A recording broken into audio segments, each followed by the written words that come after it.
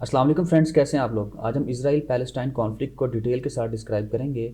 Video को शुरू करने से पहले ये दो पिक्चर्स हैं आपके सामने। एक में जो है करंट इसराइल का मैप है, जिसमें ये वेस्ट बैंक है और ये गाज़ा का इलाका है। और इसके अलावा जो साथ में टेरिटरीज़ हैं लाइक इजिप्ट, जॉर्डन, सीरिया और लेबनान, इनको हाईलाइट किया गया है। इसको अगर आप थोड़ा सा रिवाइज़ कर लें या बेशक से सेंट्रल मैप अगर आप इसको जो है रिमेंबर कर लें तो पेपर में आप रिप्रोड्यूस करके अपने मार्क्स को जो है इन्हेंस कर सकते हैं। और नीचे जो करंट स्टैटिस्टिक्स हैं इसराइल के पॉपुलेशन के हवाले से, लाइक 9.8 मिलियन जो इसकी करंट पॉपुलेशन है, इसमें जो ज्यूज़ हैं वो 73.6% और जो अरब्स हैं वो 21.1% है। बाकी 5.3% अदर हैं। ये सोर्स जो है इसका इसराइल सेंट्रल ब्यूरो स्टैटिस्टिक्स है। आइए बढ़ते हैं अपनी वीडियो की तरफ। जो बच्चे मेरे साथ बुक के ग्रुप में अटैच हैं उनको मैं ये नोट्स शेयर करता चलूँगा, और अगर आप लोग भी लेना चाहते हैं तो आप मुझे व्हाट्सएप पे मैसेज कर सकते हैं। आइए बढ़ते हैं अपने टॉपिक की तरफ, that is comprehensive timeline of Palestine Israel conflict. दोस्तों, बात करते हैं कि यहूदियों का वहाँ पे जो था पैलेस्टाइन की लैंड के ऊपर किस तरह से अराइवल स्टार्ट हुआ। यहूदी शुरू से थोड़ी बहुत तादाद में तो वहाँ पे मौजूद थे, लेकिन जो इंपॉर्टेंट इसमें एक माइलस्टोन है दैट इज़ सेकंड आलिया। 1904 से 1914 के दौरान यहाँ पे ख़ासकर जो है इनकी जो है बड़ी तादाद में आमद शुरू होती है और एक बड़ी वेव जो है जूइश इमिग्रेंट्स की यहाँ पे पहुँचती है। और इसके पीछे काफ़ी फैक्टर्स थे, जैसे कि ज़ायनिस्ट डील्स थी और इकोनॉमिक अपॉर्चुनिटीज़ थी, और स्पेशली जो था वो एस्केप कर रहे थे। जो यूरोप में उनका परसिक्यूशन हो रहा था, इनके ऊपर जुल्म ज़्यादती हो रही थी। और फिर यहाँ पे आकर उन्होंने किबुट्ज़िम, एक टर्म है, इससे मुराद यह है कि जूइस ने यहाँ पे एग्रीकल्चरल जो अपनी सेटलमेंट स्टार्ट की, और जो पहले से यहाँ पे यहूदी मौजूद थे उनको और सपोर्ट मिली। फिर इसमें एक इम्पॉर्टेंट माइलस्टोन चलती है जब वर्ल्ड वार 1 के दौरान बरतानिया ने बेलफोर डिक्लेरेशन को अनाउंस किया। अब बेलफोर डिक्लेरेशन क्या था, इसकी डिटेल जो है मैंने नीचे सेपरेट से दी है क्योंकि इंपॉर्टेंट चीज़ है। बाकी इसका मुख्तसर आपको बताता चलूँ, ये बेलफोर डिक्लेरेशन जो था 1917 में बरतानिया ने जो था अनाउंस किया। इस डिक्लेरेशन के दौरान यहूदियों को ये पावर कराया गया कि जो है ब्रिटिश गवर्नमेंट वो जूइश पीपल के लिए नेशनल होमलैंड का जो है अरेंज करेगी पैलेस्टाइन के अंदर। अब इस डिक्लेरेशन के बाद एक इंपॉर्टेंट चीज़ ये होती है कि वहाँ पे यहूदियों का इन्फ्लुएंस बढ़ना शुरू होता है और उनकी अरब के साथ जो थी वो स्क्रिमिशेस या कॉन्फ्लिक्ट स्टार्ट हो जाती हैं। और बढ़ते बढ़ते आखिरकार यूएन जो है 1947 में प्रपोज करता है एक पार्टीशन प्लान पैलेस्टाइन के लिए, जिसके अंदर सेपरेट इसराइल की जो स्टेट थी उसको डिक्लेयर किया गया।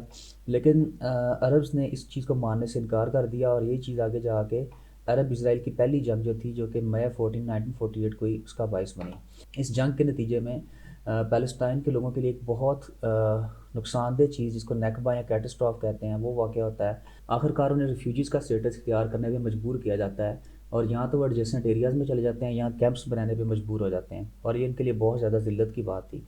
इसी तनाज़े को आगे ले गए 1967 में जून 5 से 10 तक 6 दिन की जो अरब इसराइल वॉर हुई। इसमें इंपॉर्टेंट एडवांसमेंट ये थी कि जो West Bank, Gaza strip, east यरूशलेम और गोलन हाइट्स, इसराइल ने तमाम पे कंट्रोल हासिल कर लिया।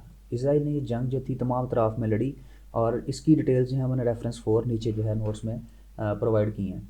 फिर आगे चल के कुछ इंपॉर्टेंट इवेंट्स होते हैं, जैसे कि 1970 में ब्लैक सितंबर, जॉर्डन ने क्या किया, पैलेस्टाइन के जो रिफ्यूजीज़ थे उनको जो था अपने मुल्क से निकलने का हुक्म दिया और उनके लिए जो अपने बॉर्डर्स क्लोज़ कर दिए, जो कि पैलेस्टाइन के लोगों के लिए और ज़्यादा जो थी एक प्रॉब्लमेटिक इशू क्रिएट करता है। आखिरकार 1987 में पैलेस्टाइन के लोगों ने रियलाइज़ किया कि हमें खुद अपने जो है स्टेप्स लेने चाहिए। तो फर्स्ट इंतिफादा शुरू होता है, जिसमें उन्होंने जो भी उनके पास चीज़ अवेलेबल थी, पत्थर या थोड़ा बहुत वेपन्स, उसके साथ जो था रिटेलिएट करना शुरू किया इसराइल की ऑक्यूपेशन को। यानी इसराइल के ख़िलाफ़ पैलेस्टाइन के लोगों ने मज़ाहमत शुरू कर दी। फिर 1993 में ऑस्लो अकॉर्ड साइन किया गया वाइट हाउस के लॉन में।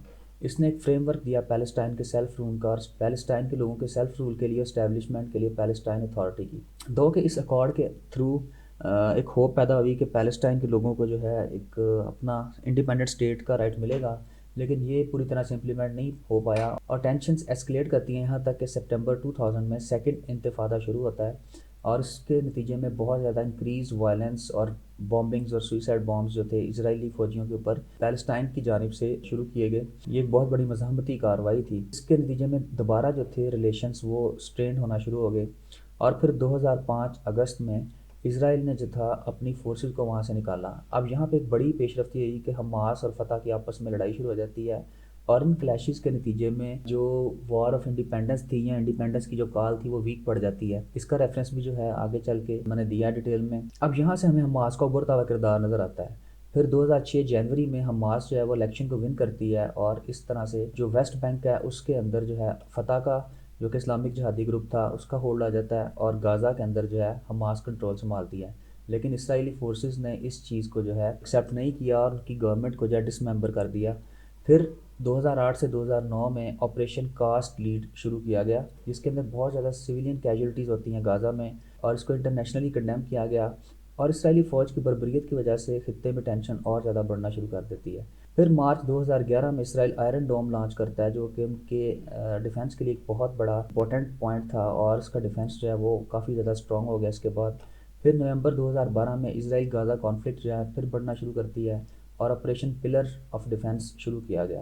اس کا مقصد یہ تھا کہ جو راکٹس تھے غازہ کی طرف سے یا حماس کی طرف سے داغے جاتے تھے، ان کو روکنے کے لیے، ریٹیلیٹ کرنے کے لیے یہ آپریشن سٹارٹ کیا گیا۔ اس کا مقصد یہ تھا کہ اپوزنگ ایلیمنٹس کو غازہ میں سے ختم کیا جائے، لیکن اس دوران بہت زیادہ سویلین لاس ہوتا ہے۔ پھر جولائی 2014 میں آپریشن پروٹیکٹیو ایج سٹارٹ ہوا۔ اس دوران بھی اسرائیلی فوجیوں نے پیلسٹائن کے لوگوں کا بے دردی سے قتل کیا، اس کا ریفرنس جو ہے 12 میں دیا گیا ہے۔ پھر دوستو دسمبر 6 2017 میں امریکہ نے یروشلم کو باقاعدہ طور پر اسرائیل کا کیپٹل ایکسیپٹ کر لیا، جس کی وجہ سے بہت زیادہ جو ہے اس کے اوپر ہنگامہ اور ٹینشن کریٹ ہوتی ہے۔